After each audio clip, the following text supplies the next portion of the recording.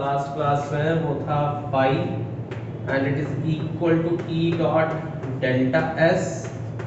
cos theta if surface is uniform, or you can write if field is uniform we can write E dot delta S cos theta, and if field is not uniform so we have to choose E dot ds cos theta. E dot ds means हमने वहाँ पर एक field uniform condition में थी तब अपन ने उसका particular area ये निकाला, और E का मल्टीपल cos थीटा जो भी होगा उस कंडीशन में अपन निकाल सकते हैं। और इसके अलावा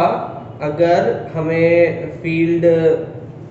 नॉन यूनिफॉर्म फील्ड दी है तो फिर अपन इस वाले से निकालेंगे। जैसे मान लो अगर हमने कहा कैसे फील्ड यूनिफॉर्म और कैसे नॉन यूनिफॉर्म फील्ड, तो सपोज ये हमारे पास एक कोई पर्टिकुलर एरिया है, ठीक है, और इस पर्टिकुलर एरिया से जो फील्ड लाइंस हैं वो यूनिफॉर्म फील्ड लाइंस जाती हैं but may be at some angle, ऐसी कुछ जाती है। तो जब आपके पास इस तरह से कुछ फील्ड लाइंस जा रही हैं तो डेफिनेटली आप सेंटर से, ये फील्ड लाइंस की डायरेक्शन हो गई, और फिर आप सेंटर से कहीं पर भी एक इसका एक कंपोनेंट बना सकते हो ये नॉर्मल के लिए, और इस पे कोई एक एंगल देख सकते हो, तो उसके फिर आप फील्ड जो निकालोगे वो जो भी पर्टिकुलर एरिया होगा, एस होगा, डेल्टा एस हम मान लेते हैं, या फिर अगर E into S cos theta भी इसका लिखा जा सकता है। कब? जब फील्ड कैसी है, यूनिफॉर्म है, तो हम इसको नॉर्मली ऐसे निकाल सकते हैं। लेकिन अगर मान लो बेटा फील्ड यूनिफॉर्म नहीं है, नॉन यूनिफॉर्म फील्ड है, और किसी पर्टिकुलर एरिया से अगर हम निकाल रहे हैं और फील्ड जो है वो वेरी कर रही है, सपोज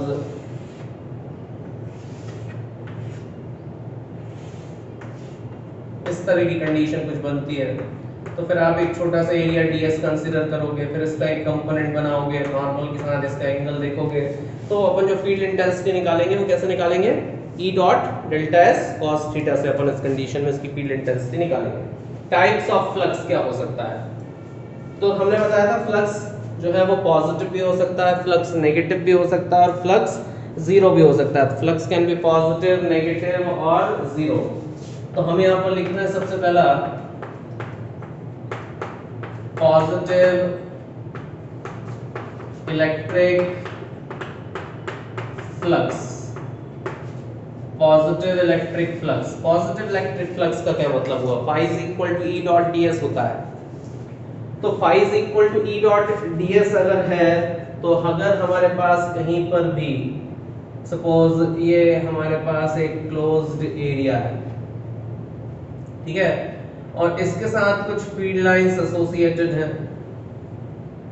इसके साथ कुछ फील्ड लाइंस एसोसिएटेड है, डेफिनेटली ये इसका सरफेस पर नॉर्मल होगा, and if field lines are moving out, हो सकता है यूनिफॉर्म हो सकता है नॉन यूनिफॉर्म हो, कैसी भी हो सकती है फील्ड लाइंस, लेकिन ये जो फील्ड लाइंस अगर आप देख रहे हो तो they are making an angle less than 90 degree with the normal, ठीक है। तो अगर ये फील्ड लाइंस हैं और ये अगर बाहर की तरफ निकल रही हैं, and if angle between field lines, electric field lines and normal is less than 90 degree, तो इलेक्ट्रिक फ्लक्स जो होगा वो हमें पता है कि phi is equal to E dot S cos theta होता था, तो cos थीटा की वैल्यू 90 से छोटी है तो डेफिनेटली वो कैसा हो जाएगा, पॉजिटिव हो जाएगा। In that case flux will be positive, means अगर फील्ड लाइन सरफेस से बाहर निकल रही है, नॉर्मल की तरफ निकल रही है, ठीक है ना, मतलब if field lines are moving out, if electric field lines are moving out, अगर बाहर निकलती हैं तो, ठीक है ना, तो ये कंडीशन बनेगी। But in case if field lines are moving in, मतलब अगर वो फील्ड लाइंस अंदर की तरफ अगर आती हो तो, ठीक है, तो नेगेटिव इलेक्ट्रिक फ्लक्स अगर हमने लिखा तो नेगेटिव इलेक्ट्रिक फ्लक्स अगर हम लिखेंगे तो वो कैसा होगा, नेगेटिव इलेक्ट्रिक फ्लक्स। ठीक है, तो अगर नेगेटिव इलेक्ट्रिक फ्लक्स है तो फिर क्या होगा, मान लो यही जो सरफेस है,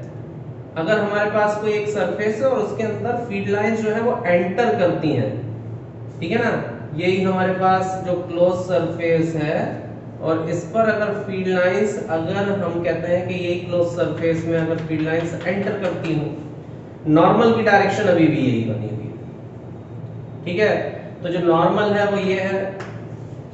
अब इस केस में कहीं से फील्ड लाइंस एंटर कर रही हो,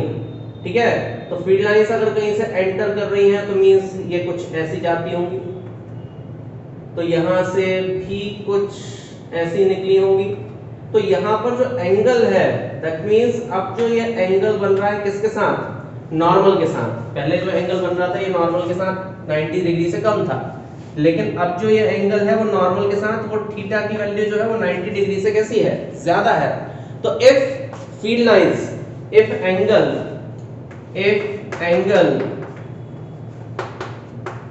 between electric field lines and normal is greater than 90 degree, अगर 90 डिग्री से वो ज्यादा है तो उस कंडीशन में जो फाई होगा वो हमें लिखना चाहिए, phi is equal to E dot S cos theta and phi is equal to negative, जो फ्लक्स हो गया वो कैसा हो गया, नेगेटिव हो गया, ठीक है ना। तो फील्ड लाइंस अगर एंटर करती हैं तो फ्लक्स नेगेटिव है, फील्ड लाइंस अगर सरफेस से बाहर निकल रही हैं तो फ्लक्स पॉजिटिव है। दैट मींस यहां पर क्या हो रहा है, if electric field lines are moving in, अगर इलेक्ट्रिक फील्ड लाइंस जो है वो अगर अंदर आती हैं तो ऐसी कंडीशन बनेगी। लिखिए जरा जल्दी से, तो क्या है देखिए जरा, तीसरा हम टाइप जो बोल देते हैं वो क्या है, zero electric flux, zero electric flux. अब जीरो इलेक्ट्रिक फ्लक्स का क्या मतलब, सीधी सी बात है कि अगर आपके पास कोई एक सरफेस है और उस सरफेस से अगर फ्लक्स लिंक ही ना हो रहा हो, इलेक्ट्रिक फ्लक्स लिंक ही ना हो रहा, मतलब या तो सीधी सी बात है कि उसके अंदर इलेक्ट्रिक फील्ड इंटेंसिटी नहीं हो, उससे वहां से उस पर्टिकुलर सरफेस से इलेक्ट्रिक फील्ड लाइंस पास ना हो रही हो, तो अगर मान लो ये कुछ फील्ड लाइंस ऐसी गई, इस सरफेस से लिंक नहीं है, इस सरफेस से लिंक नहीं है, तो इस सरफेस से अगर लिंक ना हो तो उस कंडीशन में जो फ्लक्स होगा वो क्या हो जाएगा, वो जीरो हो जाएगा। तो यहां से अगर कुछ फील्ड लाइंस अगर ऐसे चली भी जाती हैं और इस सरफेस से अगर वो लिंक नहीं है, दैट मींस फ्लक्स की वैल्यू जो है वो कैसी है, वो जीरो है, ठीक। या फिर हम ये बोल सकते हैं कि कुछ फील्ड लाइंस ऐसी हैं जो इस सरफेस से पास ही नहीं हो रही and it makes an angle of 90 degree with the field lines, तो उस केस में हम बोलते हैं कि फ्लक्स जो है वो कितना होगा, जीरो होगा। अच्छा, तो अगर यहाँ पर ये कंडीशन बना दी जाए कि ये इलेक्ट्रिक फील्ड लाइंस इस तरह से गई हैं तो क्या बनेगा, इफ, क्या लिखते हैं, if electric field lines are not associated with the surface or it makes an angle of 90 degree with normal, तो इसका मतलब क्या होगा कि फाई जो होगा E डॉट एस कॉस 90 और cos 90 की जगह पर जो फ्लक्स होगा वो कितना हो जाएगा, जीरो, ठीक है ना। तो आप एक चीज बहुत अच्छे से समझ लेना कि इलेक्ट्रिक फ्लक्स जीरो होने का मतलब, इलेक्ट्रिक फ्लक्स जीरो होने का मतलब ये कभी नहीं है कि इलेक्ट्रिक फील्ड इंटेंसिटी वहां पर जीरो है। कहने का मतलब ये है if electric flux is zero, if electric flux is zero, then it doesn't mean that electric field intensity is zero। ठीक है ना, कि अगर आप ये सोचते हो कि अगर कहीं पर इलेक्ट्रिक फ्लक्स जीरो है तो इसका मतलब ये है कि इलेक्ट्रिक फील्ड इंटेंसिटी भी जीरो होगी, तो ये गलत है। इलेक्ट्रिक फील्ड इंटेंसिटी वहां पर जीरो नहीं है, वहां पर क्या जीरो है, इलेक्ट्रिक फ्लक्स जीरो है। That means association of electric field with the particular surface is zero. ठीक है, मतलब उस पर्टिकुलर क्लोज सरफेस से फील्ड लाइंस पास नहीं हो रही है, बट इट डजंट मीन कि वहां पर इलेक्ट्रिक फील्ड एग्जिस्ट नहीं करती होगी। इलेक्ट्रिक फील्ड में एग्जिस्ट, वहां पर इलेक्ट्रिक फील्ड एग्जिस्ट कर सकती है। क्लियर है? देखिए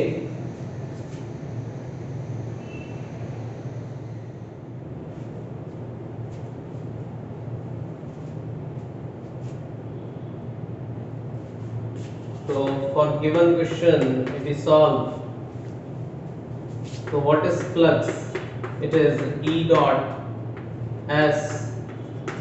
cos theta। S means surface area। Electric field intensity कितनी है 10। सरफेस एरिया आप लोग समझ सकते हो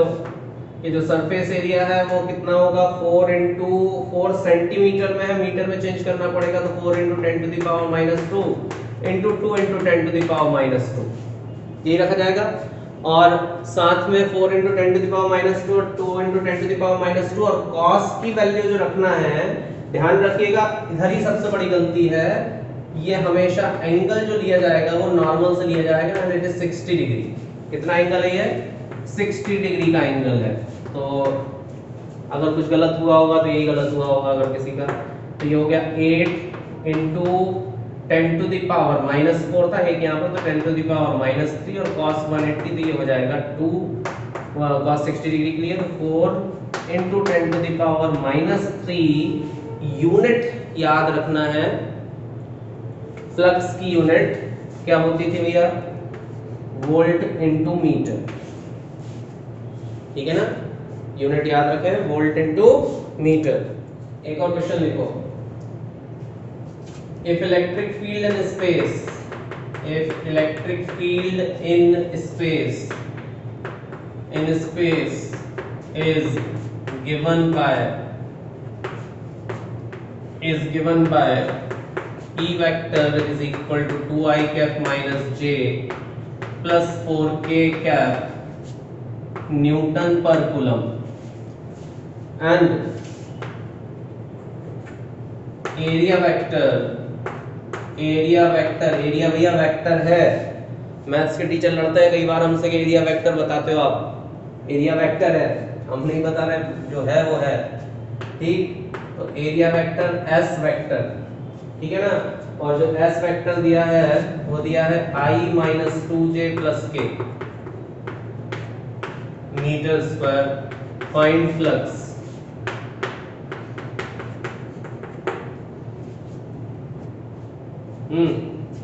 तो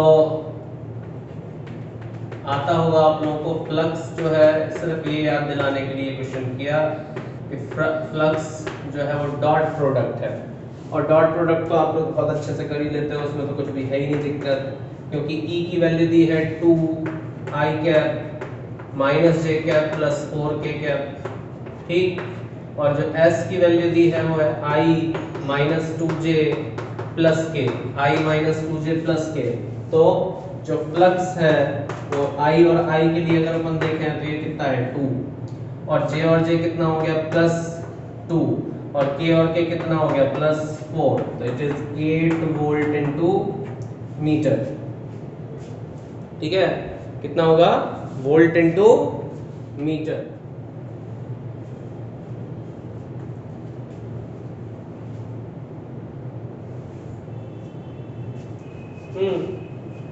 अब पैरेलल है,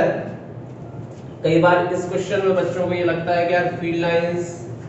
जो है वो पैरेलल है, तो वो यहीं से वर्ड का अंदाजा लगा लेते हैं एंगल उनके बीच का जीरो हो सकता है। पैरेलल मींस ये फील्ड लाइंस हैं